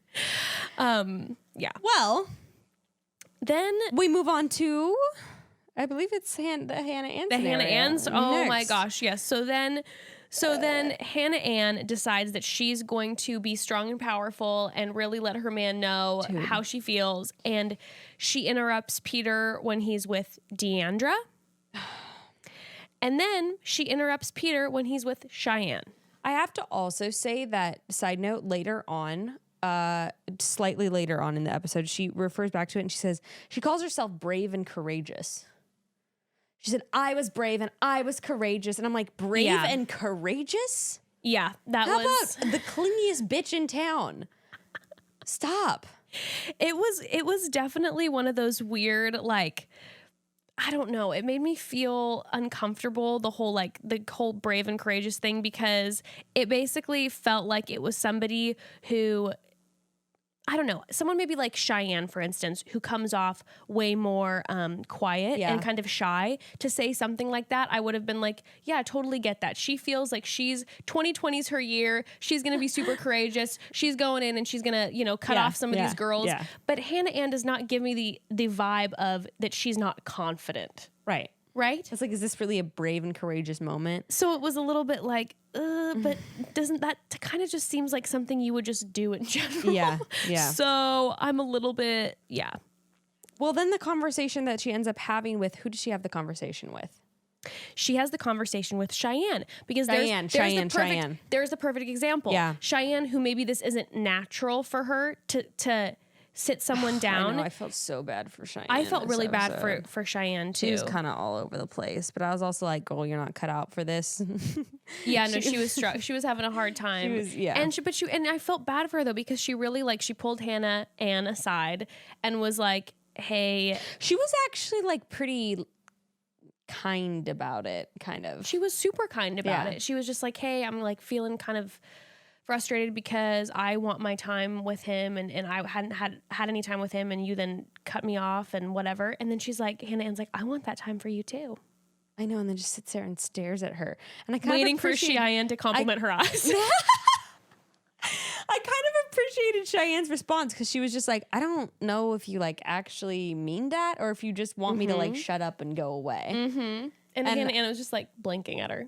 I know. It was very bizarre, and it actually sort of frightened me. I literally said, Hannah Ann is scary as shit. She actually scared me. And I text Jess this, because we were watching separately tonight, and I texted her and I said, she looks like someone's daughter in a scary movie who turns out to be secretly evil, and she's like strangling the neighbor's cats and shit. Because 100%, she's like she looks, I don't know, she looks like she's out of because she's so pretty. That's probably what it is. And perfect. And that, it's like, the big eyes. She looks like someone who's ready to snap at any minute. Like I said, her family has a secret. I don't know what they've done. There is a secret. Also, can I make a side note so I don't forget this? Yeah. When she pulled Peter aside for the third time, she referred to herself in the third person. And she said there's something that Hannah Ann forgot to do. And I said, you know what is worse than someone making you call her Hannah Ann? Her calling herself Hannah Ann. I feel like she probably does that in sex. She's like, Hannah Ann wants a piece of Peter. He honestly would probably love it. He would love it. Oh, they have really intense chemistry. They're gonna be hot and heavy. I can feel it. So then throughout the rest of the night, there's a couple like other swipes happening. Can we just please get to Victoria? Let's talk about Victoria. Kristen and I died in this because she's trying to be all coy and bring up her one-liner again, like, trying to do it like humbly. Like, I thought that was maybe too much. Like, she's like, I remember what I said. It was just crazy. I thought it might have been too much, but like, what did you think of it? And Peter doesn't fucking remember. And Grayston and I were laughing so hard because this could not have flopped more for her. Flop more. And I was chanting his name, and I was like, yes, we live for an honest man. He could have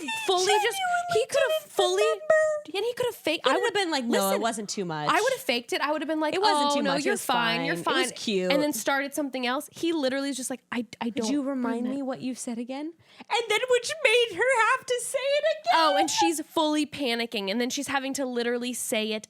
Oh yeah, literally repeat the line that she could barely get out the first time. It was funny and like unbelievable. It was so perfect because she was trying to bring it up in this way so she could sort of bring it back around to this conversation about her being fucking wet. Yeah, and she was like trying to, it's one of those things like, remember when I did that thing that got you so turned on? And he's just like, who are you? It was too good. It was so good. Kind of perfect. And also she talks at a sloth's pace. Like it is everything is drawn out so intensely. And I was like, she also just seems real. I kind of, you know what? And then I sort of started to feel bad for her because I was like, this girl is really insecure. It started to get painful. Like she is really, really insecure. And I think that she probably tries to overcompensate. I mean, use your sexuality all you want. It just seems a little textbook, like she needs attention from like men and from people, and she uses her sexuality as a way to get it, which if these allegations are true, it all kind of makes sense.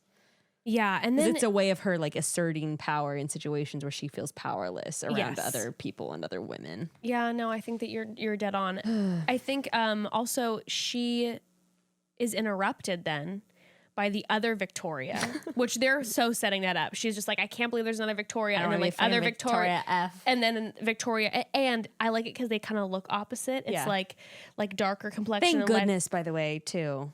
I know, makes things much easier. I know, seriously.